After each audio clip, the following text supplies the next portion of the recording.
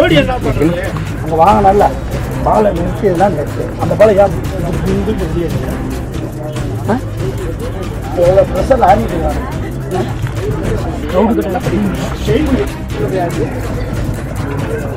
கேடா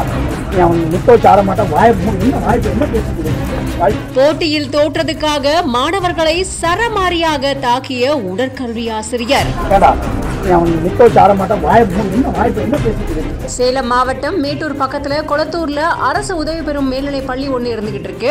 இந்த பள்ளியில 700க்கும் மேற்பட்ட மாணவ மாணவிகள் படிச்சுக்கிட்டு இருக்காங்க. இப்படி இருக்க இந்த பள்ளியில மண்டல அளவிலான விளையாட்டு போட்டிகள் எல்லாம் நடந்திருக்கு. தோல்வியும் வெற்றியும் சகஜமான ஒரு விஷயம் தான் அப்படின்னு இந்த ஆசிரியர் ஈஸியா எடுத்துக்காம கால்பந்து போட்டியில பங்கேற்ற மாணவர்கள் தோல்வி அடைஞ்சதுனால ஆத்திரம் அடைஞ்ச உடற்கல்வி ஆசிரியர் அண்ணாமலை அப்படிங்கிறவரு போட்டியில தோல்வி அடைஞ்ச பள்ளி மாணவர்களை கிரவுண்ட்ல வச்சு, அதாவது கிரவுண்ட்ல உட்கார வச்சு எல்லா மாணவர்களோட முன்னிலையும் தகாத வார்த்தைகளால் அவங்கள திட்டியும் கைகளால் தாக்கியும் ஷூ கால்களால எட்டி உதைக்கிற வீடியோ ஒண்ணு இப்போ வெளியாகி இருக்கு. இப்போ இதனால மாணவர்களோட பெற்றோர்கள் கொந்தளிச்சு போயிருக்காங்க. மாணவர்களை தாக்கின உடற்கல்வி ஆசிரியர் மேல உரிய நடவடிக்கை எடுக்கணும் அப்படின்னு அரசுக்கு பெற்றோர்கள் கோரிக்கையை வச்சிருக்காங்க. இந்த வீடியோவானது இப்போ இணையத்துல வைரல் ஆகி வந்துகிட்டு இருக்கு.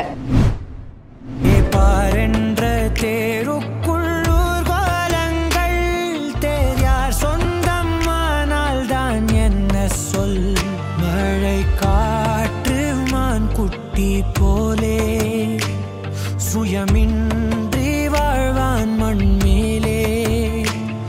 தமிழக அரசு கொடுத்த சிறந்த சிற்ப கலைஞர் விருது தனக்கு கிடைச்ச பரிசு தொகையை தன்னுடைய ஊழியர்களுக்கு கொடுத்து மனமகிழ்ந்திருக்காரு இங்க ஒரு சிற்ப கலைஞர். தனக்கு கிடைச்ச 50,000 ரூபாய் பரிசு தொகை மற்றும் நாணயங்களை வச்சு 60 ஊழியர்களுடைய குடும்பத்துக்கு மிக்சிய வாங்கி கொடுத்திருக்காரு இங்க ஒருத்தர். சிற்பக்கலைக்கு புகழ் போன ஒரு இடம் தான் மாமல்லபுரம். சென்னை பக்கத்துல இருக்கக்கூடிய மாமல்லபுரம் ஒரு சிறந்த சுற்றுலா தலமாகவும் இருக்கு. அதே சமயம் சிற்பக்கலைகளுக்கும் பெயர் போயிருக்கு. இங்க 1000க்கும் மேற்பட்ட சிற்ப கலை கூடங்கள் இருக்கு. இதுல 2000க்கும் மேற்பட்ட சிற்ப கலைஞர்கள் பணியாற்றிட்டு வராங்க. அந்த வகையில மாமல்லபுரம் 5 ரதம் பகுதியில கடந்த 40 ஆண்டுகளா சிற்ப கலை கூடத்தை நடத்திட்டு வராரு யானை வரதன் அப்படின்றவரு. யானை சிற்பங்களை ரொம்பவே அழகா வடிவமைக்கிறதுனாலேயே இவரை யானை வரதன் அப்படின்னு அன்போட அழைச்சிட்டு வராங்க. பல வகையான யானை சிற்பங்களை ரொம்பவே தத்ரூபமா இவரு செதுக்கி அத பல ஊர்களுக்கு ஏற்றுமதியும் செஞ்சிருக்காரு. இந்த சூழல்ல தான் இவரு 5 இருந்து 10 அடி உயரம் கொண்ட 800 யானை சிற்பங்களை செதுக்கி இருந்திருக்காரு.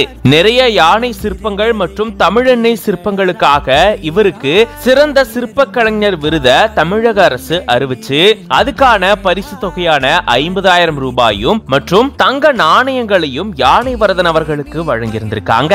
இந்த பரிசு தொகை 50,000 மற்றும் நாணயங்கள் மூலமா கிடைக்கப்பெற்ற பணம்னு எல்லாத்தையும் சேர்த்து 2 லட்சம் ரூபாய்க்கு தங்கிட்ட வேலை செய்யக்கூடிய 60 சிற்ப கலைஞர்களுடைய குடும்பத்தாருக்கு